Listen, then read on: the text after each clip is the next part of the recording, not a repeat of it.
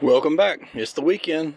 Here's one of the things we're doing on the weekend. We just got done with a Highlander oil change this morning, and now we're doing Mazda CX-5. This is a 2014 model. What I'm going to say in here is going to be applicable to at least 2015 and probably 2013. I believe 2016 as well, but you can check the description down below for the specific year models that match up with this one. So here's a few of the things that you'll need. Oil filter. Why did I say K&N? Because this is likely who makes this one. SuperTech. Walmart, under $4. If you've seen some of my other videos, you'll see what I was talking about. You think Walmart makes their own oil filters in the USA? No. You spend about a third of the price buying theirs. And then you'll need oil, in this case 0W20. This one's from Costco and this one's from Walmart. And they come out of the same exact factory, Warren Oil. Look down below for a link to an oil filter that you can get on Amazon. And also look down in the description for the tools that you'll need for this job, because we're going to verify these as we go along, and then I'll summarize and I'll put them down there in the description. Look for all those links. Now, does it cost you more to use any of the links to go through to Amazon? No, but if you do that and you end up buying anything on Amazon, it helps my channel out. So let's get started. I've got it in the most secure fashion, don't I? One of those under each wheel. You may not have those, so if you're using jack stands, be doubly sure that they're secure. And then chock your wheels. Now this same SkyActiv engine is in a lot of other Mazdas, including the Mazda 6. So I'll list some of those down below where this will be very similar. I'm also going to do some other things today, like some maintenance on the battery and other little things to the vehicle. But we're going to focus in this video on the oil change. This is where we'll fill it back up. This, of course, is where you check your oil in the dipstick. You can confirm here, a lot of cars will have 0W20. They'll have the weight of the oil that should go back in there, right there. So now we're going to take a look at the underside, and we're going to show what you need to do.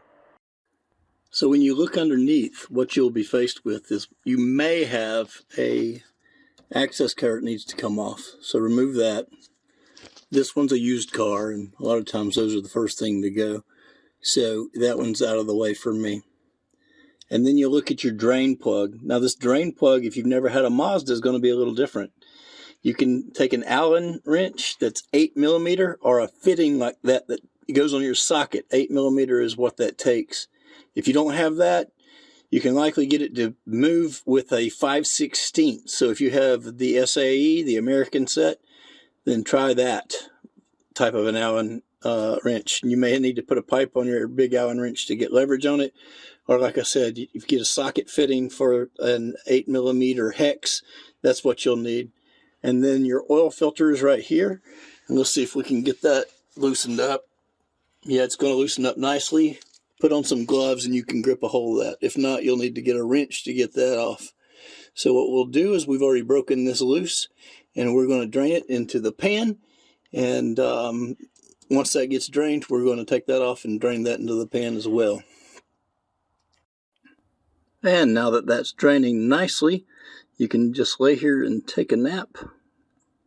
Once that gets to where it's just a trickle, then you'll reach around and you'll get the oil filter and lefty-loosey with your rubber glove or your oil filter fitting if you need that, and get that off. Oil filter wrench. Now's a good time to inspect your drain plug. You see that hex fitting that was in there. And this is a magnetic, has a magnetic tip on it. So if you get in a lot of, you take this and wipe it off, if you see a lot of metal shavings there.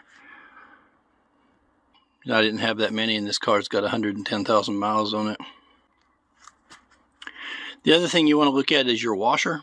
Now this is a crush washer, and you can get them specifically for this size. The other thing you want to do is you want to check out the washer on there and make sure that it doesn't have any jagged edges on it or anything. Crush washers for this type of drain plug. I currently don't have any. I've got those laying over there that fit Toyotas and a lot of other cars, but they're not the same as this. Now that we're down to a drip, we're going to put the drain plug back in, and then we're going to take the oil filter out. And I'll put a link down below where you can get these crush washers so you can replace these. Can you reuse them? Yeah, but you risk oil leak. I've never had an oil leak, not replacing them, but I try to replace them every so often. Now that you've gotten your oil filter out of the way, what you want to do is take your new oil filter and take a little bit of, a few drops of the used oil is fine, and rub it around that gasket right there. I really like these old school oil filters compared to some of those designs like that have a cartridge Toyota went with and everything. These are just simpler, faster to change. Now that you've got a little bit of oil on there, you're ready to reinstall that. But you want to take a clean rag, inspect and wipe off your oil filter housing.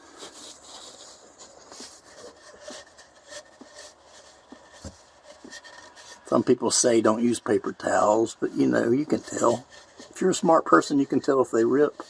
You don't want anything left behind there. So we've got a good, clean mating surface, and we're going to put this back on. And that's really it for the underside. We put the plug back in. We made sure that we torqued it back down tight enough, you know, hand tighten, you know, and then about a quarter of a turn. And then we just hand tightened that oil filter too with a rubber glove. And when you have that rubber glove, that's going to give you enough force on that to where you really don't need a tool to tighten that. So we're done down here. Let's go to the top side. Okay, so now we're back up on the top side, and we're going to take this off and we're going to get it ready to put the oil in here. Now this engine is a 2.5 liter engine, and in this case for my 2014 CX-5 2.5, it's going to require about 4.8 quarts of oil. That is if you change the filter, and you should have changed the filter every time you change your oil. Now I like to take a rag and clean around here so nothing falls in. Then we'll take this off and get it ready to go. It's like a quarter of a turn, and then you pull up on it. It won't unscrew all the way. You can see in there that the stop in there is a quarter turn, basically, or a half turn. Alright, so if you can't get it off, you can pull this straight up, and that comes off, and you'll get a little bit more grip on it probably.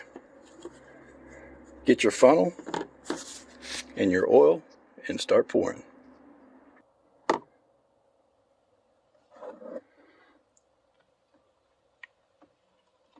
So how much did this oil change cost us today?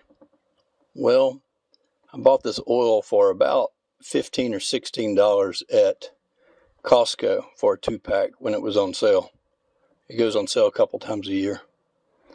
Then the oil filter itself was less than $4. So you get a full synthetic oil change for 20 bucks, and you know it's done right.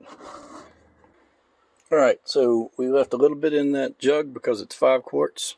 So we're right at about 4.8 quarts. Here's your dipstick, and this is not going to read entirely accurate until you start the engine and get it worked in. But as you can see, it's down there between the 2 dots, just over it.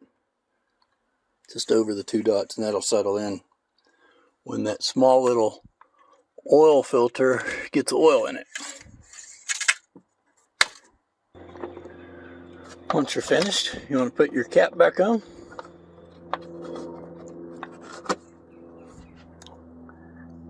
Check all over your car and lower your hood, and you're finished. That's how you change your oil in a 2014 and similar models. Check the description down below for Mazda 6 and others. Like, share, and subscribe.